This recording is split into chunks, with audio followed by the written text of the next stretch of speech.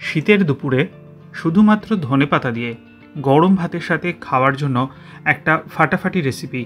নমস্কার, কুইজিনিয়া চ্যানেলের পক্ষ থেকে সকলকে জানাই সাদর আমন্ত্রণ। আমাদের সবার চ্যানেল কুইজিনিয়াকে সাবস্ক্রাইব করে পাশে থাকা বেল বাটন আর অল আইকন প্রেস করে রাখলেই সব নতুন ভিডিও নোটিফিকেশন আপলোড হওয়া মাত্র আপনাদের কাছে পৌঁছে যাবে।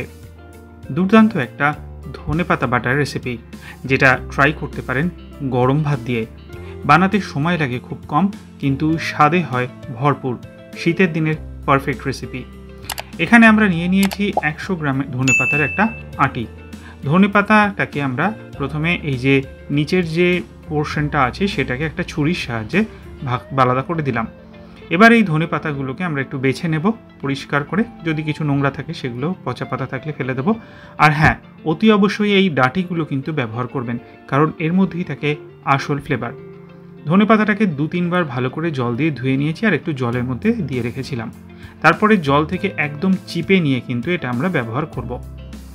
এদিকে আমরা একটা মিক্সি জারে নিয়ে নিয়েছি 2 টিস্পুন পরিমাণ পোস্ত। পোস্ত ছাড়া কিন্তু ধনেপাতা বাটাটা অসম্পূর্ণ। এবার পোস্তটাকে প্রথমে শুকনো অবস্থায় আমরা গুঁড়ো করে নিচ্ছি। পোস্তটা শুকনো অবস্থায় গুঁড়ো হয়ে যাওয়ার পর দিয়ে দিচ্ছি 2টো কাঁচা লঙ্কা, তার সাথে দিচ্ছি অল্প একটু জল দিয়ে একটা মিহি পেস্ট আমরা পোস্তর আগে বানিয়ে রাখছি।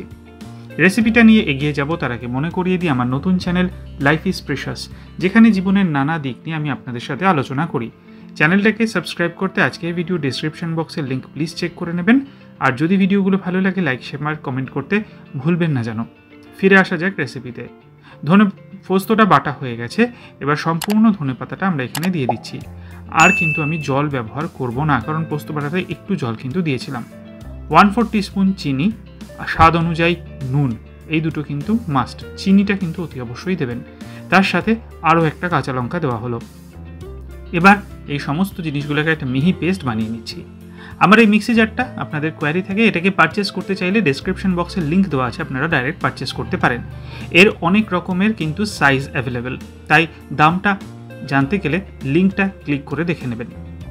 এটা আমাদের দেখুন ঠিক এইরকম থকথকে ঘন পেস্ট কিন্তু তৈরি হয়েছে, একদম মিহি।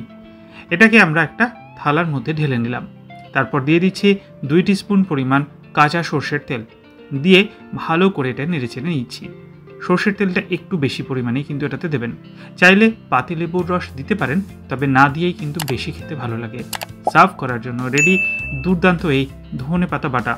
শীতের দুপুরে গরম ভাতের সাথে জাস্ট জমে যাবে। পুরো ভিডিও দেখলেন আশা করি। ভালো লাগলে লাইক, শেয়ার, কমেন্ট করতে ভুলবেন না। বাড়িতে বানান, কমেন্টে জানান কেমন লাগলো। যারা এখনও চ্যানেল কুইজিনিয়াকে সাবস্ক্রাইব করেননি, অনুরোধ করবো চ্যানেলটাকে সাবস্ক্রাইব করে এই পরিবারের সদস্য হয়ে যাওয়ার জন্য। লাইফ ইজ প্রেশাস গল্পের শিকালিকাল চ্যানেল দুটিকে সাবস্ক্রাইব করতে আজকে ভিডিও ডিসক্রিপশন বক্সের লিঙ্কটা প্লিজ চেক করে নেবেন। সবাই ভালো থাকবেন। নমস্কার।